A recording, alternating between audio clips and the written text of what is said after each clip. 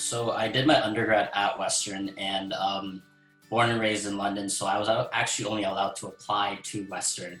But I grew up going to Western just on campus because both my grandmother, grandfather, my aunt, my uncle, and then also my mother went to Western. And so naturally the fit was for me to be the third generation to go there. And I chose the B.Ed program because I was actually the only person in my family to actually get accepted into the B.Ed program at Western. So I have that up on my family of educators.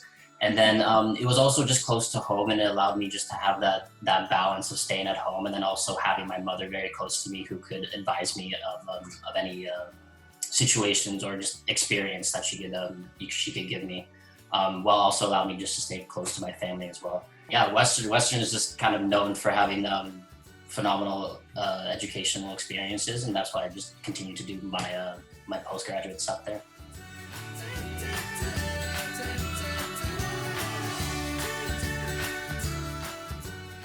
Yeah, so well, I completed the certificate, the IB certificate, in quarantine lockdown.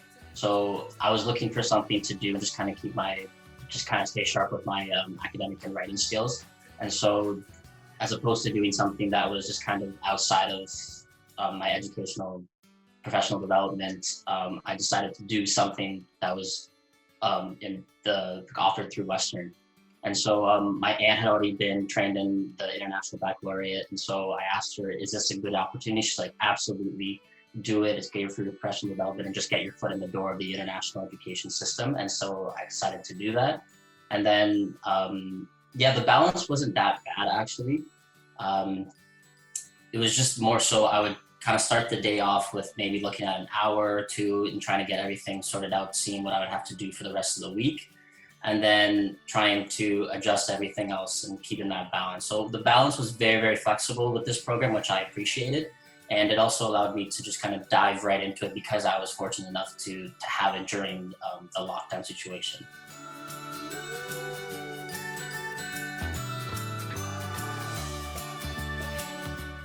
Yeah, so it was very, very structured, but also the structure allowed for a lot of versatility and flexibility to it. So the week would normally start off with you'd get like a PowerPoint presentation with a voiceover from the instructor typically, and then they'd say, okay, so throughout this week, we're going to be learning about this principle or this concept for the IB series. And then on Monday, that would be open up so that we review that. And then you'd have certain tasks that you're trying to complete throughout the week.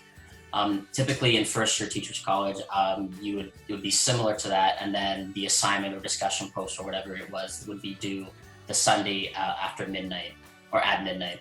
And then I actually asked my instructor, I said, like, when is everything due? And she said, try and typically get everything done by Wednesday. That way you allow your colleagues to try and get their input, and then you can start a conversation, then that can be carried out throughout the week, and then you can kind of bounce off ideas.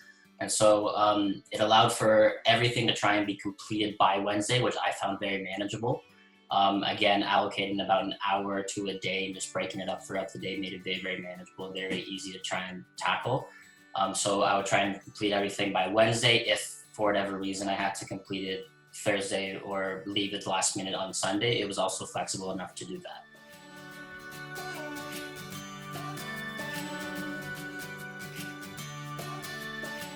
No, it was great, actually. I was very impressed with how knowledgeable they were with the teaching profession in general, and then also the IB philosophy and the IB curriculum.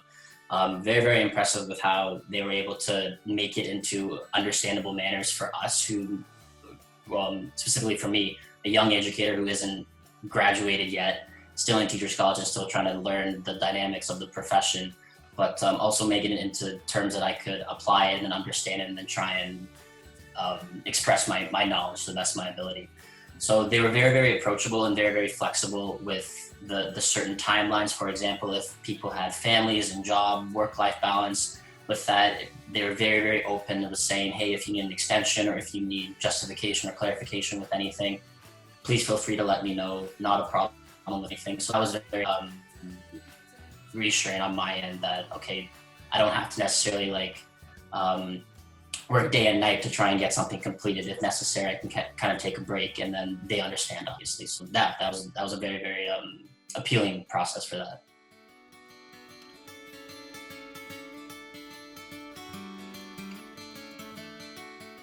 Yeah, in undergrad, I had a couple online courses and I enjoyed it because it allowed me to try and set my own schedule.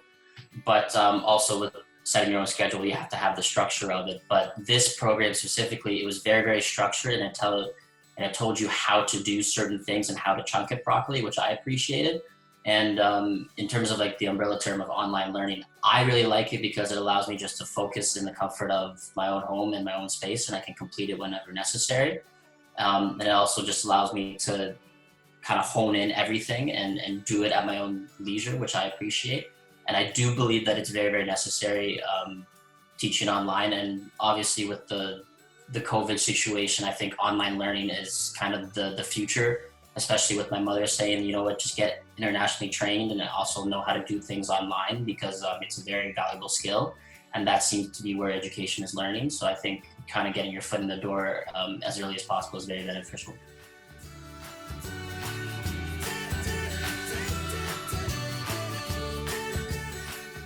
Yeah, I'd say get comfortable with the uncomfortable and challenge yourself as much as possible. I think getting your foot in the door with any professional development is important. And as educators, you'll learn if you're in first year, second year, or if you've had 33 years under your belt that you're always learning in this profession, and that this profession is a lifelong learning profession.